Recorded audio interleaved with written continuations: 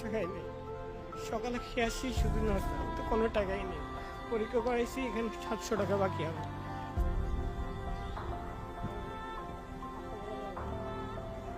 কি কথা?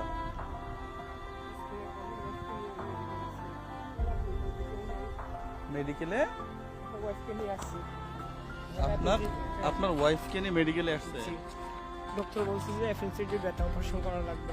অপারেশনের জন্য প্রস্তুতি নিতে গেছি, এখানে শুনতেছি জ্বরের সমস্যা, বড় ধরনের সমস্যা, অ্যাপেন্ডিসাইটিস ব্যথা, জ্বরের সমস্যা। এখন অ্যাপেন্ডিসাইটিস অপারেশনটা করাবে, তাও টাকা আমার একটু নেই। এখানে আমি দুপুর থেকে কিছু খাইনি। সকালে খেয়ে আসছি শুধু নাস্তা, আমি তো কোনো টাকাই নেই। পরীক্ষা করাইছি, এখানে 700 টাকা বাকি আমার।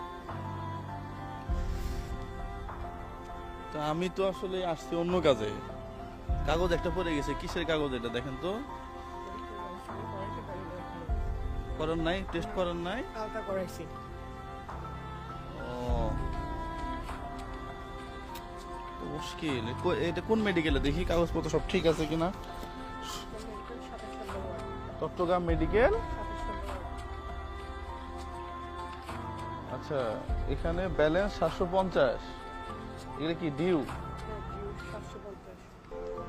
আর এগুলো কি কি টেস্ট দিচ্ছে ধরেন দেখি।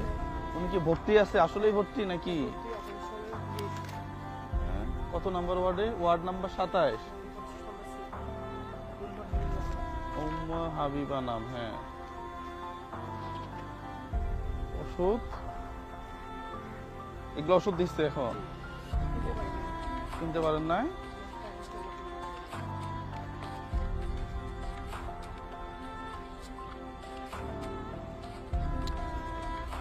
এখন অপারেশন কবে? এখন কি পেটে কি এখন অপারেশন পরে করান? সমস্যা কোথায়?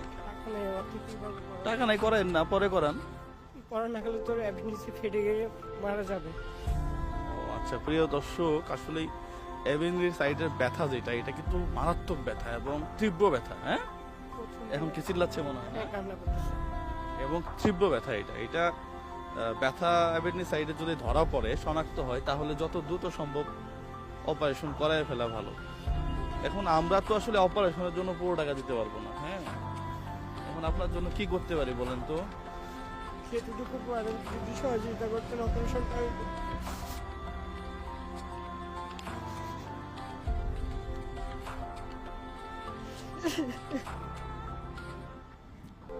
কান্না করিয়েন না, কান্না করিয়েন না। আসলেই আমাদের দেশের চিকিৎসা ব্যবস্থা, আমাদের দেশের মানুষের কর্মের পরে যে ওই স্যালারি, সেটার ব্যবস্থা